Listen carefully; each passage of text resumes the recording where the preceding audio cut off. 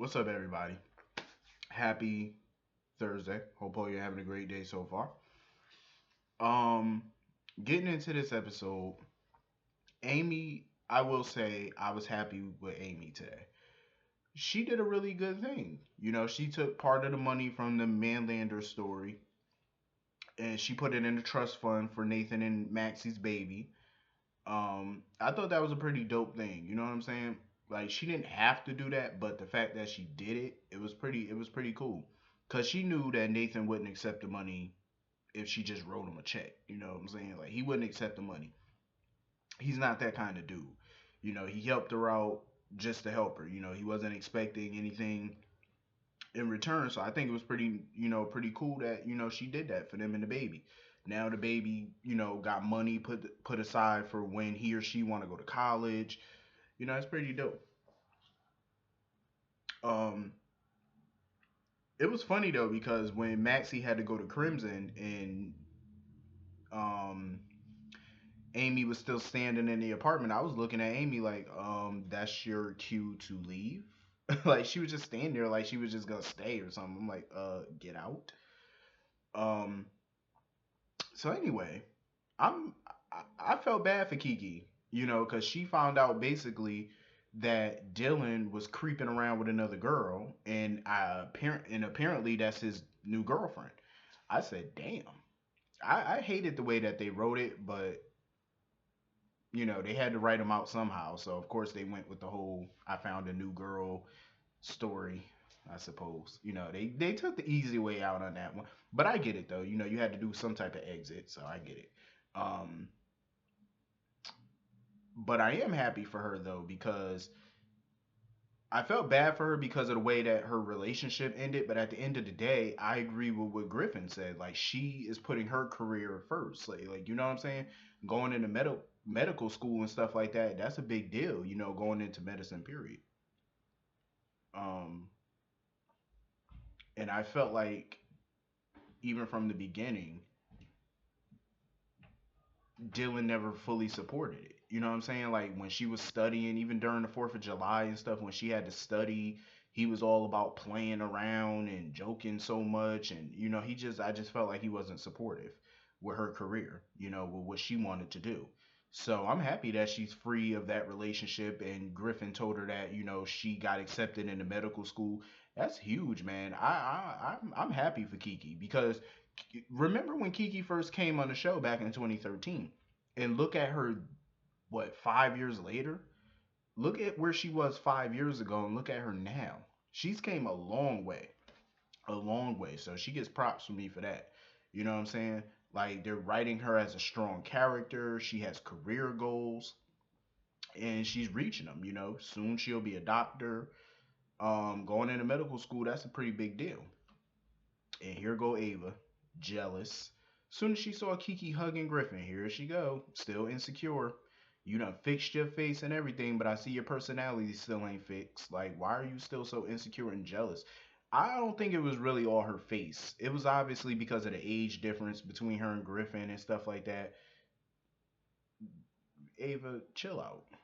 Griffin and Kiki are not thinking about each other like that. She hugged him because she was grateful because he had a friend that was on the board and gave him information early to give to her, to let her know that she passed the exams, she's in medical school, and she was hugging him because she was excited and she was thanking him. You know what I'm saying? Like, there's nothing going on over there. Honestly, I could definitely see Kiki with Griffin. They could possibly become the new Patrick and Robin, even though Patrick and Robin can never be duplicated, but they can come a close second. You know what I'm saying? Like I could definitely see the two of them having a relationship, being doctors together. We need that again, since Patrick and Robin are not around anymore. We could use that. Who they should bring back? Matt Hunter, Patrick's brother. I remember he went to prison, but he had a 5-year sentence. He should have been out by now. Because he went to jail in 2012, so he should be out by now for killing Lisa Niles. He should be out right now, and I would love to see him back in the hospital. He was a dope character, but I'm happy for Kiki, man. Things are looking up for her. I wouldn't, like I said, I wouldn't mind seeing her with Griffin. You know what I'm saying? They do look good together. I do like him with Ava, but I feel like this thing with Ava, I right now I just feel like where is it going? You know what I'm saying? It could go to marriage, but I doubt it's gonna go towards children. Avery, I'm pretty sure was her last child, her late in life child, so I doubt she's having any more. And plus with her insecurities and stuff, I could just see her insecurities playing a part in her and Griffin future breakup because it looked like they're planting the seeds for that. Um, so Kevin is working on this new experiment or whatever, some new research experiment or whatever, and Elizabeth basically wants Franco to be the guinea pig for this research. You know, they're tapping into his brain tumor and what made, what how does a brain tumor make somebody violent and stuff like that. So that's pretty much the basis of his research. And I believe Franco would be a good candidate because this is information I would like to know. You know, how does a brain tumor make you violent and all that? Because I never knew the specifics of stuff like that. You know, everybody always want to blame a brain tumor for your actions. Like, how do you go about that? You know what I'm saying? Like, it's an interesting thing, and I want to see more of it. You know, and I'm glad they're doing this type of story and they're giving Kevin a storyline since Laura's out of town. So I'm happy. Um, Franco, of course, was hesitant about doing it at first, which is understandable. Um, but I'm glad that he agreed to it because Elizabeth needs to know all the facts and everything. I still think she's making a mistake marrying him, even being in his presence. I mean, dude kidnapped your son. Why are you marrying him? I'm just saying, like, that's a hell to the no. And he also trying to figure out who the hell he trying to invite to his wedding, to him and Elizabeth's wedding, because he clearly don't have any friends. So the only people that's on the guest list are Kiki and Scott. Well, that's for his side. But even with Elizabeth's friends and family, I don't really see none of her friends and family coming to this wedding. Like, who would want to watch her marry Franco? Even if I was a friend of Elizabeth, I wouldn't want to go. I'd just say I got the hiccups or something. I got the mumps. I can't make it. Sorry. I send you a toaster or something, but I ain't going. Cause listen. I'm a straight shooter, and that's like in real life. If one of my friends or one of my relatives was marrying somebody, I know damn well they shouldn't even be marrying. I'm not even about to fake the funk and come sit in no pew at the wedding at the church and pretend I'm okay with this bullshit with this fuckery. No, I don't support this shit. So why am I going? I don't care. We friends or we family or whatever. I don't care. I'm not with this, and I'm not gonna pretend like I am.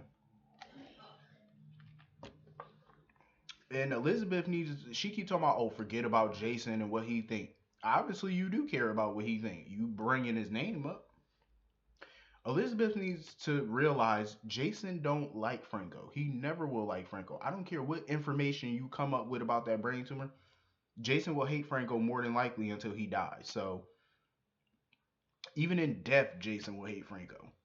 Just let it go. Why do you care so much what Jason and other people think? You want to marry this bum, go ahead and marry him.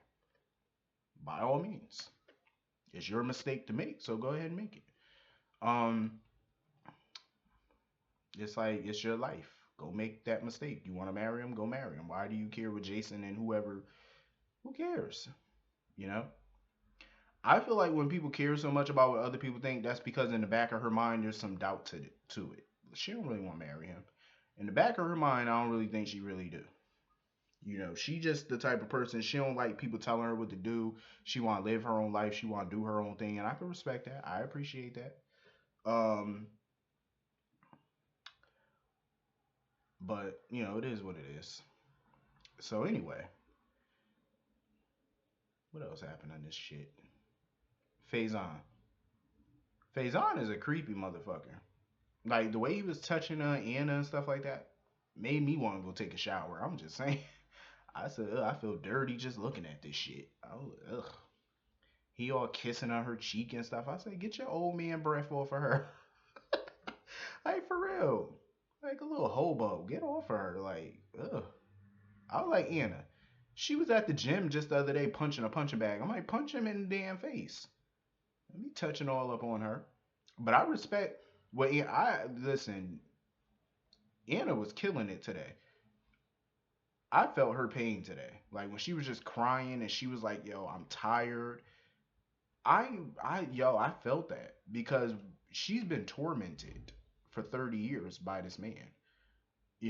3 decades she's been just running from this dude, battling this dude. And 30 years later, she's tired. She's almost 60 years old. She got two grandkids. She's tired, she's tired of dealing with Faison. Like, it needs to come to an end. And she wanted to know, how is this supposed to end? Because she wants to know the ending to this. And, he basically was like, well, he want to be with her. He want to be a family with her. I'm like, well, guess what, fool? That ain't never going to happen. Get the hell over it. You better go saddle up with Obrecht somewhere. She the only woman that really wants your ass for whatever reason. And I doubt she wants you anymore now. So you already done had your way with her, but you ain't finna have your way with no Anna Devane. That ain't going down. Even though it was messed up, I like the way that Anna knocked Finn the hell out. The reason I liked it because I know the story behind it. Like she did it because she was protecting him, so I get why she knocked him out. Because if she didn't, he was probably Faison was probably gonna shoot him. So I'm glad she did something. But Faison just a creep, total creep. Then when he pulled that gun on Peter, I was like, oh shit. I wonder if he know if that's his son or not. Like if he recognized him, because I wonder how many years has it been since Peter even seen Faison or Heinrich even seen Faison. Because when he pulled that gun on him and the way he was looking at him, I'm like, the way they was looking at each other looked like they knew each other. But Maxie was stupid. Like before she went into the office, her and the officer saw that Nathan called both of them. Why would you still walk into the office and try to put your phone back in your purse and then walk back in the office? Why not pick the phone and call Nathan real quick or text him?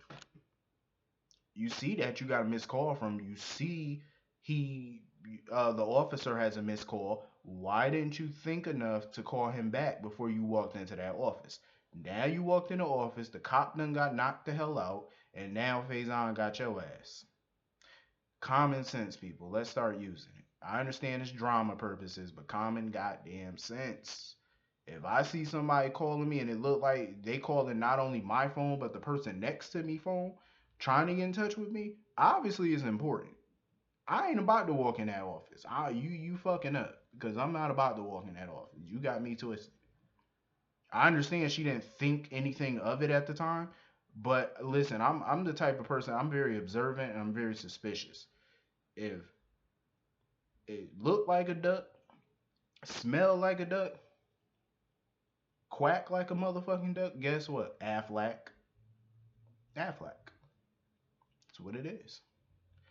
I would have been calling that person the fuck back before I took one more goddamn step.